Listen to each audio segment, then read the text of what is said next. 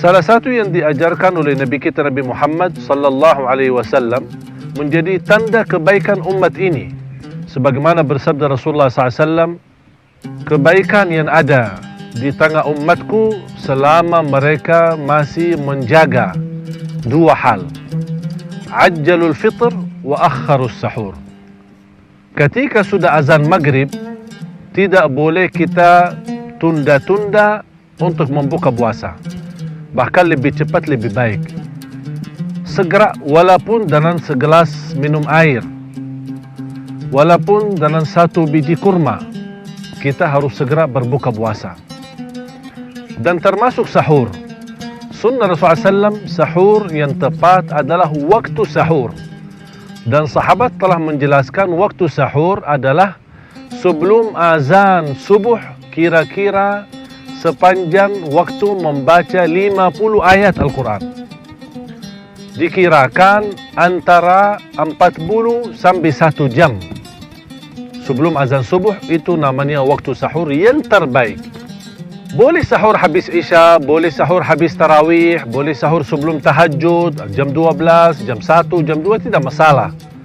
Tapi yang diajarkan oleh Nabi kita Rasulullah SAW, waktu sahur yang tepat untuk kita bisa makan adalah sebelum azan subuh antara 40 sampai 1 jam. Paling lama 1 jam setengah.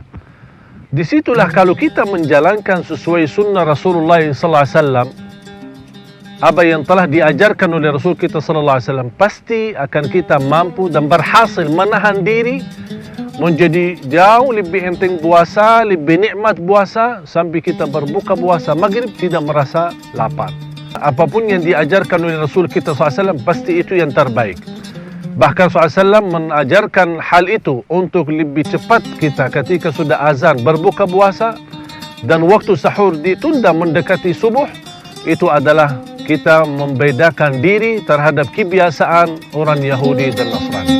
Kebiasaan orang Yahudi dan Nasrani, mereka menunda buka puasa sampai malam hari. Kemudian mereka kadang-kadang tidak sahur. Tapi Rasulullah SAW sudah menjelaskan kepada kita, wal khairu fi ummati ma'ajjalul fitra wa akharus sahur. Kebaikan masih terjaga, masih ada di tengah umatku selama mereka masih menjaga buka puasa tepat waktu, bahkan ketika sudah azan segera melakukan berbuka puasa walaupun dengan gelas air. Kalau kita bisa menjalankan sesuai apa yang diajarkan oleh Rasulullah SAW, pasti akan terasa berpuasa kita jauh lebih nikmat, jauh lebih indah, jauh lebih sederhana, dan kita tidak akan merasa keberatan dan kesusahan dalam menjalankan ibadah puasa. Salah satu yang perlu kita jaga dan saya usulkan, ketika Anda berbuka puasa, buka dengan makanan ringan, jangan memberatkan diri.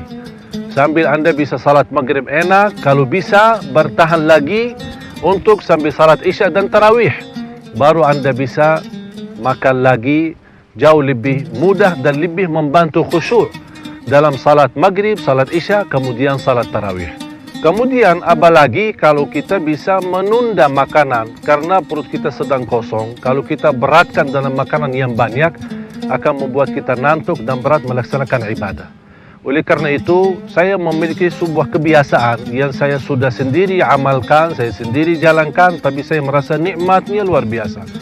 Membaca Al-Quran dan semangat, melaksanakan tarawih dengan baik, adalah ketika saya berbuka puasa, air sama kurma saja sampai habis tarawih. Habis tarawih saya makanan bubur atau sebuah makanan yang agak sedikit hangat, baru habis itu saya bertahan diri sampai waktu sahur, kemudian saya makan sahur.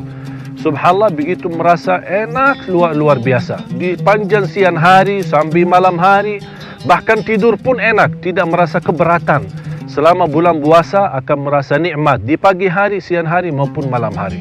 Silahkan Anda coba, dan saya ingatkan kembali, jangan lupa menjaga kebaikan, karena kebaikan itu adalah salah satu perjuangan kita untuk mencari ridha Allah Subhanahu wa ta'ala.